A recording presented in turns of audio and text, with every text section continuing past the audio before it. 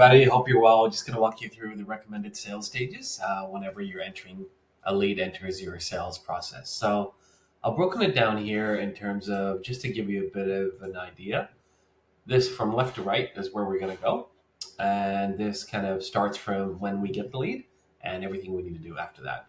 Before I get into it, one piece of context I want to give you is this sales process works regardless of agency size, shape, vertical, so on and so forth. And it's all about customizing every step, right? The more vanilla and more cookie cutter you are, the less you are going to convert. So, yes, this will involve a little bit more work than you might be used to, but the more custom you make it, the more the prospect feels that you really get them. And when they feel that you get them, they feel that you're the only person that can actually alleviate some of these challenges and problems that they're having. And that's where most agencies go wrong. It's like a quick call, flick through a proposal, and they get ghosted. Never do that, right? The more you just share emails, proposals via email, and then less kind of FaceTime and voice time and one-to-one time you have with the prospect, the less likely you are to convert. So look, I've this process has stood the test of time for over 10 years in multi sort of billion-dollar organizations, as well as 5, 10, 20, 30 mil agencies and smaller as well, right? It works really, really well. So if you go through this, obviously make it your own. Every business is slightly different. Make it your own, but please follow these principles. And the main principle is that every touch point add crazy value to the prospect, ask a lot of questions, get to know them individually as a business and a person, and create custom, in-depth proposals and have discovery calls based on those unique factors per prospect. Cool. With that said, I'm going to get into it. So, step one, a lead comes in, lead capture, nice and simple, right? Lead comes in, and the most important thing I can say is respond to them immediately, right? And when you respond, send an email and call. So let me actually put that down. Call and email, right? Super important. I see so many people just doing the call and going, cool, my job's done, right? Why is a call alone not enough? They get so many calls. Think about your own phone. You probably get 20, 30 calls a day, a bunch from spam, a bunch from other people. Like, as soon as you speak to someone, you will forget who that person is literally within a minute, right? But if you call them and pop them an email, you stick, right? It's really, really important. And even better, pop them on LinkedIn as well, right? So I can even say like, and connect on LinkedIn. The more you're top of mind, the better. Otherwise, people will forget you. So on the initial response thing, it's a very simple thing, but most people forget to do this. As soon as a lead comes through, contact them immediately, right? There's heaps of research out there. I won't go into it.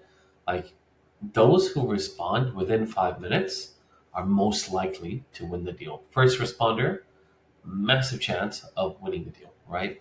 So aim to get down your response rates to within 5 to 10 minutes.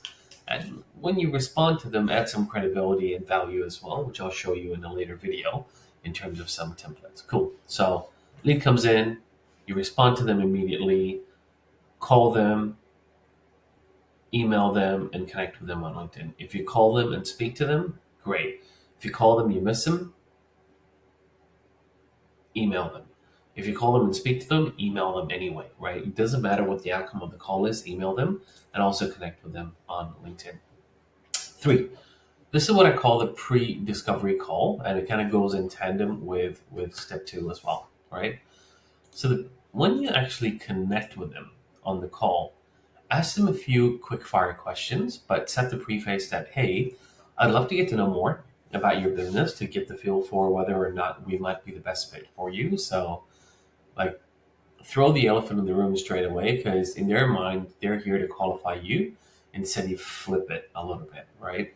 You go, let me figure out whether or not we're the best fit for each other. And they go, oh, okay, cool. So it really kind of gives power back to you, right? And then in that pre-discovery call, ask a few things. And look, it doesn't have to be these questions, just to be clear, it doesn't have to be these questions. These are just ideas, right? But you as a business, you will know the 3, 4, 5 things that makes a good prospect for you, and also the 3, 4, 5 things that doesn't make a good prospect for you. So the goal of this call is within kind of 5 minutes to qualify them in or out for a more in-depth discussion. So you start the call off saying, "Hey, thanks for kind of submitting an inquiry. Super excited to know more about you. But if it's okay with you, so always seek permission. It's a big part of this sales process. If it's okay with you, would you mind if I asked you a few questions? Should only take about 5 minutes to try and assess whether or not we're the right fit for each other." And they go, "Oh, okay, cool." And then you go into those 4 or 5 questions that are really important to you. For example, maybe their vertical is really important to you because you don't work with specific verticals, right? Maybe their company size is really important to you because you only focus on specific companies, right? And then also get a feel for what they're looking to achieve, right? So, for example, if you're a web agency and someone's come to you for like paid media, you want to qualify that out pretty quick, right? So it might be a question like, "Hey, what are you looking to achieve? What are the whole, what are you looking to achieve? Why'd you call in today? Why'd you reach out today?" So on and so forth. So always start with the easier questions and go into the progressively more, kind of questions that require a little bit more thinking. So easy questions. "Hey, so just curious, what made you reach out today?" Let them talk, right? "Okay, cool. Really good to know. So, what are you looking to achieve? Is there a specific solution or something that you have in mind that you'd like an agency like us to help you with?" And then they might go, "Look, we're looking for someone to help us with SEO, paid media, so on and so forth," right? And then get the budget. Budget's a really good one to qualify early, right? Because sometimes you'll just have people coming in for the cheapest, right? Ideally, you don't want to be working with the people looking for the cheapest because if they want the cheapest, let them go to Upwork, right? But you use that as a moment to sort of qualify. If someone comes in with a really low price, you're like, "Look, we're just looking to spend $800 a month," and you say, "Look, get that, totally understand, but you know, we're not the cheapest out there, right? So if you're looking for the cheapest, more than happy to recommend you some. Like you can find someone out for it, Fiverr, so on and so forth. But we don't.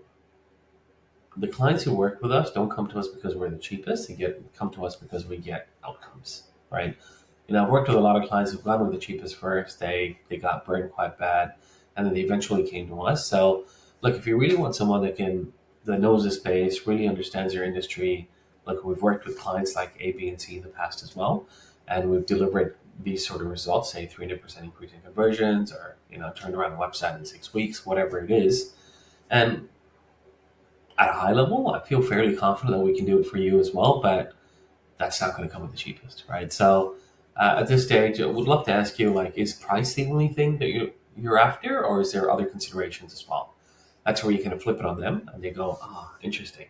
At this stage, they might drop off, which is a good thing, and that's part of what you want to do: qualify people out super fast. Or they might say, "You know what? I'm not looking for the cheapest. These other 5 things are really important. You happen to tick those boxes. Let's keep chatting," right? And then you go into top 3 things holding you back: budget, industry, um, you know, rough timelines. Might make it something like, "When are you looking to start with something like this?" Right?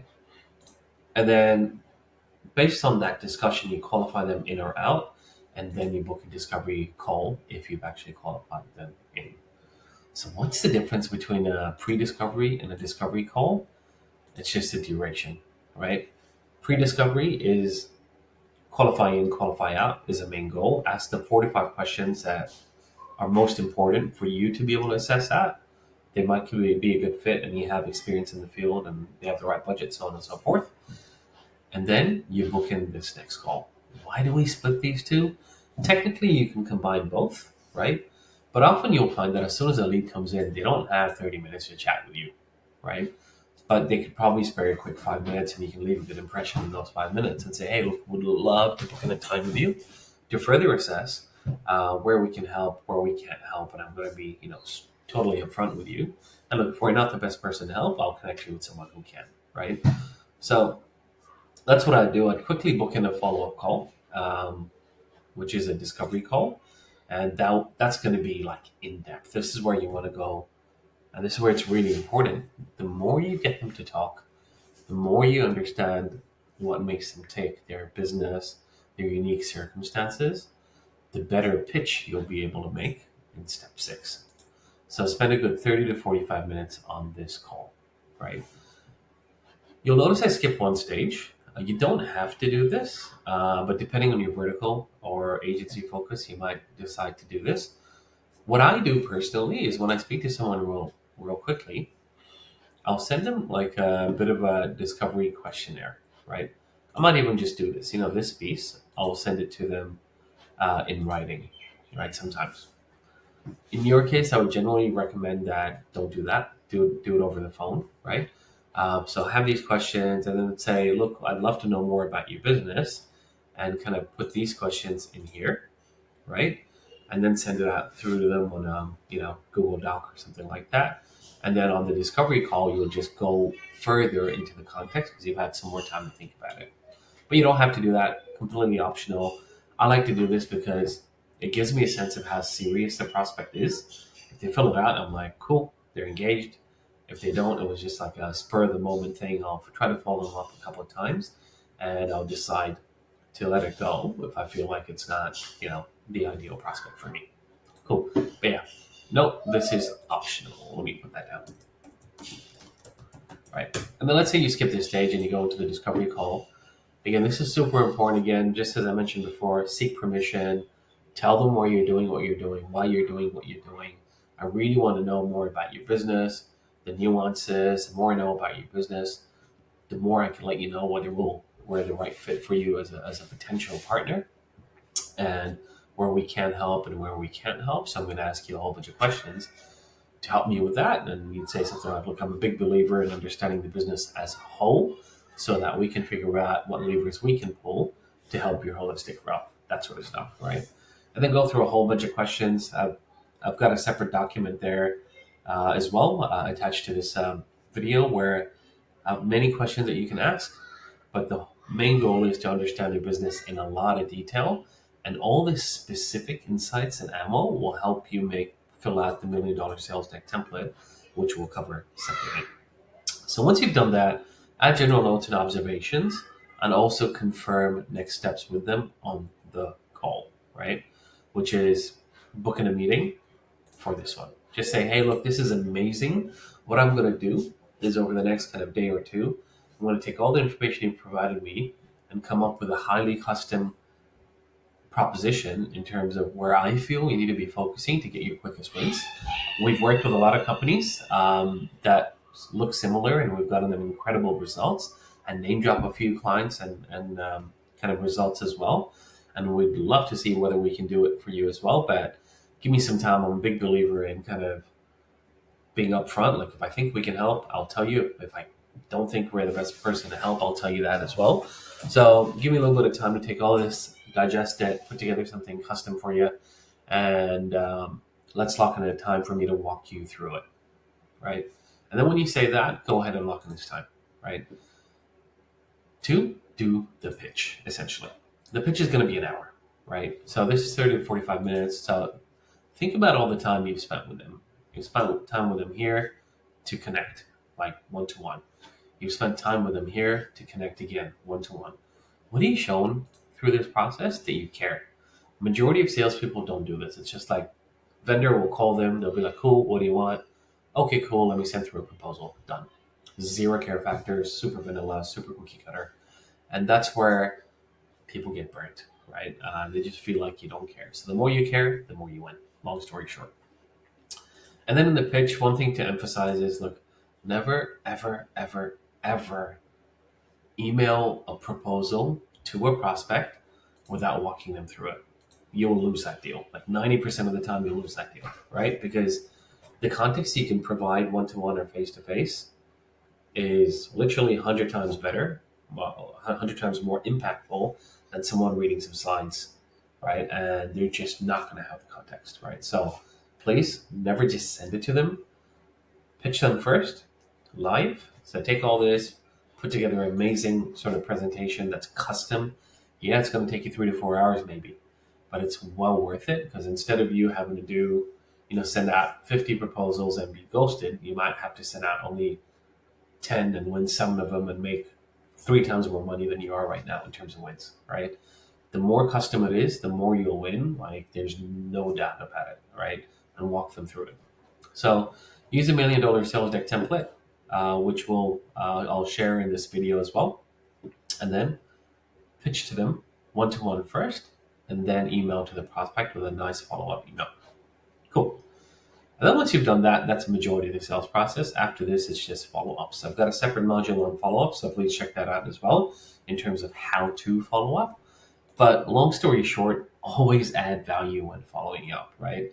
And always go, hey, just thought about the conversation that we had the other day. Here's something else that might be useful. Look forward to hearing from you soon. That's it. In some cases, you don't even need to say that you're following up on the contract and how's it going. Like every now and then you'll do it, but not all the time. Like if you keep going, are we there yet? Are we there yet? You just become an annoying salesperson. Instead, if you're adding value at each touch point, they go, wow, this person is really, really switched on. I'm going to go with them as opposed to the other 10 people I spoke to, right? Guarantee you 90% of others are not doing this sort of stuff, right? And then you move into closed won or closed lost, either way. And then lastly, I would suggest having one more feel, because a lot of times you're going to lose a deal, but it was just bad luck or circumstances or whatever it is, but you still feel it's a really, really good prospect, right? Sometimes you lose a deal, you go, you know what, wasn't a good prospect, all good, I'm not too fussed. But you might have other deals that you lost and, last minute budget got pulled from the person you're speaking to. They were really into your offering, but budget got pulled, or something else came up and other priorities arose. Again, they really liked your offering, but they had to park it for a while. That sort of stuff where there's a strong opportunity there that's not like lost yet. Put it into a separate bucket that you can easily find, and call it maybe like a pipeline stage might be something like closed lost for re-engagement, and then add a reminder for yourself, or some sort of a task that says follow up these guys in 3 months or whatever it is, right? So do that. I highly recommend a separate stage for that, or a marker somehow in your CRM for that, so you can put those few deals that you can reactivate, and kind of look into every single month and go, hey, is there anything I can do to bring this back, right? Cool. The last thing I'm going to say, so that's the entire sales process. And as always, there's going to be things very specific to your business. So hit me up. I'm happy to kind of talk the specifics and make recommendations accordingly. But the last thing I'm going to say is this piece, like these two columns are very underappreciated by a lot of agencies and salespeople, right? You just put stuff there and you just completely forget about it. You never look at it again. But what I'm going to say is like every single month, if you make it a practice to look into this closed lost and closed lost for re-engagement, just look into it and look at whether you can reactivate any of these things. Like over time, you're going to have hundreds in this bucket, right? But every month, if you make it a practice to kind of constantly look at this and try to reactivate stuff, I guarantee you'll win at least one deal per month very soon from this bucket, right? So never forget to keep looking in this bucket. So obviously your priorities and new leads coming in, close them, see them through to one. And then there's going to be times when things are slow. So always, take a few hours out per month to reactivate people in this bucket. So you're always kind of bringing back new deals on top of all the new leads and prospecting you're doing. But you'll notice the amount of work to reactivate this will be maybe 3 times less than the amount of work to get someone new in the funnel and close them, just because they already know you and they like you and all that sort of stuff. Fantastic. Look, hopefully that's useful. I know it's 18 minutes, but again, this is a bit of a journey that you have to walk through with some context. And always reach out to me one-to-one if you need kind of further feedback. And make sure that you use some of the links that I've attached below this video as well. I'll have a summary for you, as well as a couple of other resources that'll be handy for you as well. Thank you so much. Take care and good luck.